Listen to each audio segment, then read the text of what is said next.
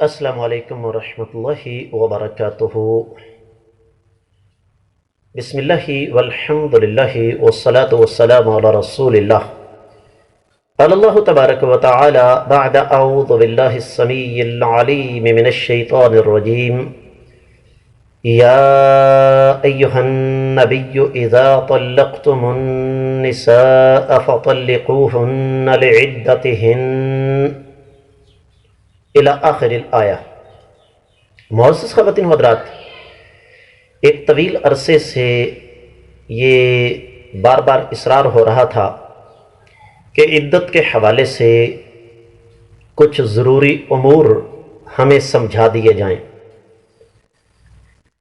اور یہ موضوع خاصا طویل ہے، لیکن اختصار کے تقاضے چونکہ آگے بڑھنے کی راہ میں رکاوٹ ہیں، اس لیے میں انتہائی اختصار کے ساتھ عدت کی تمام اقسام اور ان کا مختصر تعارف آپ کے سامنے رکھنے کی کوشش کروں گا۔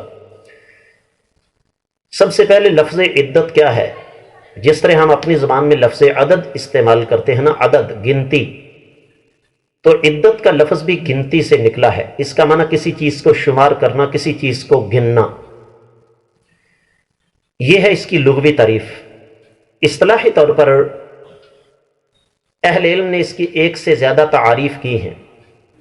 ان میں ایک تعریف تو یہ ہے کہ وہ مدت جو عورت اپنے رحم کو بری کرنے کے لیے گزارتی ہے، یا وہ مدت جو عورت بطور عبادت گزارتی ہے، یا وہ عدت، وہ مدت جسے عورت بطور سوگ گزارتی ہے۔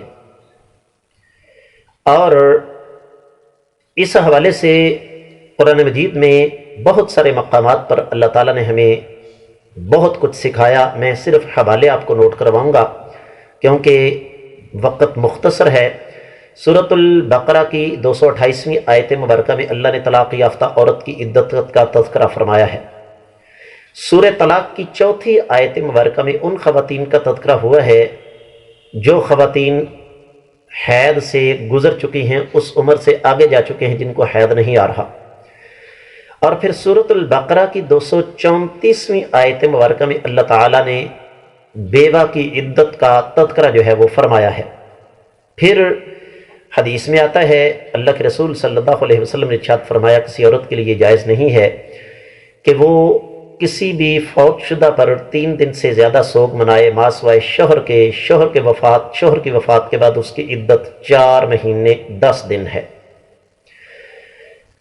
آگے بڑھتے ہیں، عدت کے اسباب کیا ہیں؟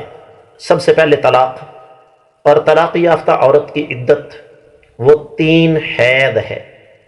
سورۃ الاحزاب کی 49ویں آیت مبارکہ اس پر واضح طور پر دلالت کرتی ہے۔ دوسری قسم ہے نکاح کو فسخ کرنا، یعنی عورت جو ہے وہ خلا لیتی ہے، اور اس حوالے سے اگرچہ اہل علم کا اختلاف ہے کہ خلا یافتہ جو عورت ہے اس کی عدت کتنی ہے، لیکن صحیح بات یہی ہے کہ خلا یافتہ عورت کی عدت جو ہے وہ 1 حید ہے۔ لیکن سوال یہ ہے کہ کیا نکاح صرف خلا کی وجہ سے فسخ ہوتا ہے؟ یقیناً خلا کے بعد لعان بھی ہے، یا اسی طریقے سے رضاعت کا پتہ چل جاتا ہے کہ یہ مرد اور عورت جن کی آپس میں شادی ہو گئی، یہ آپس میں رضاعی بہن بھائی ہیں، یا اختلاف دین ہے، دونوں میں سے ایک غیر مسلم ہو جاتا ہے، یا اگر کوئی لونڈی ہے اس کو آزادی مل جاتی ہے علی حد القیاس۔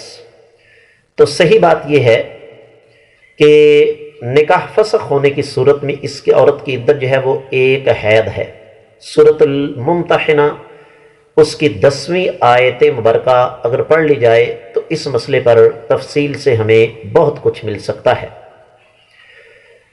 لیکن اگر اختلاف دین یعنی مسئلہ مسلمان اور کافر کا ہو تو پھر یہاں اہل علم کا یہ کہنا ہے کہ اگر عورت حاملہ ہے تو اس کے وضع حمل کا انتظار کیا جائے گا، وگرنہ جس عورت نے اسلام قبول کیا ہے اس کا شوہر غیر مسلم ہے، وہ اس کے نکاح سے خود بخود نکل گئی، اس کی کوئی عدت نہیں ہے۔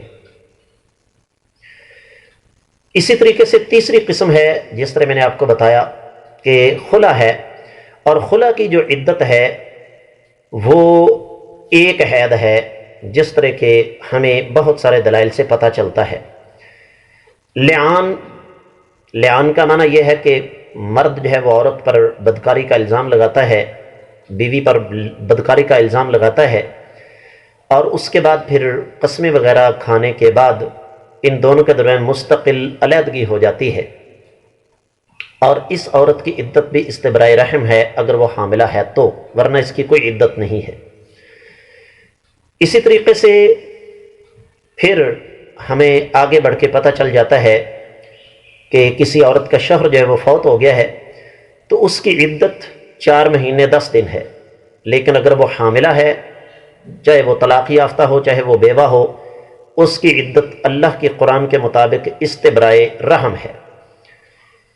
اور یہاں پر میں یہ بات ضرور آپ کے گوش گزار کرنا چاہوں گا کہ ہمیں اس حوالے سے بذات خود مطالعہ کرنا چاہیے۔ ہماری بدقسمتی کہہ لیں کہ ہم لوگ اس معاملے میں نہیں بلکہ اکثر امور میں صرف اور صرف علماء کرام پر تکیہ کر کے بیٹھ جاتے ہیں، اور یہ کوئی 100% غلط بھی نہیں۔ اللہ تعالیٰ قرآن میں فرماتے ہیں فَاسْأَلُوا أَهْلَ الذِّكْرِ إِن كُنتُمْ لَا تَعْلَمُونَ، اگر تمہیں کسی بات کا علم نہیں ہے تو اہل علم سے جا کر سوال کر لو۔ لیکن سوال تب کرنا ہے جب ہم کسی مسئلے پر خود مطالعہ کریں اور ہمیں سمجھ نہ آ رہی ہو۔ یہاں تو صورتحال یہ ہے کہ ہم سارے کا سارا معاملہ اہل علم پر چھوڑ دیتے ہیں۔ اسی طریقے سے یہاں پر ایک اور چیز بھی میں آپ کے گوش گزار کرنا چاہوں گا۔ عدت کی اقسام میں سے ایک ہے نفاس والی عورت کی عدت۔ ایک عورت حالت نفاس میں ہے تو اس کی عدت کا کیا بنے گا؟ تو اہل علم کا اگرچہ اس معاملے میں اختلاف ہے، لیکن صحیح بات یہ ہے کہ نفاس والی عورت جب نفاس سے پاک ہو جائے گی تو اس کی عدت خود بخود جو ہے وہ ختم ہو جائے گی، ما سوائے بیوہ کے اس نے 4 مہینے 10 دن عدت جو ہے وہ گزارنی ہے۔ اس حوالے سے ایک آخری بات میں آپ کے گوش گزار کرنا چاہوں گا۔ اکثر و بیشتر یہ سوال ہوتا ہے کہ جی 4 مہینے 10 دن جدید دور میں عربی سال کے اعتبار سے گزریں گے یا انگریزی سال کے اعتبار سے گزریں گے؟ اس کا سادہ سا جواب یہ ہے کہ 4 مہینے 10 دن کا شمار 130 دن ہوگا۔ 130 دن عدت ہے بیوہ عورت کی۔ تو یہ کچھ موٹے موٹے مسائل تھے۔ اللہ تعالیٰ سے دعا ہے کہ اللہ رب العزت ہمیں سمجھ کر عمل کرنے کی توفیق مرحمت فرمائے۔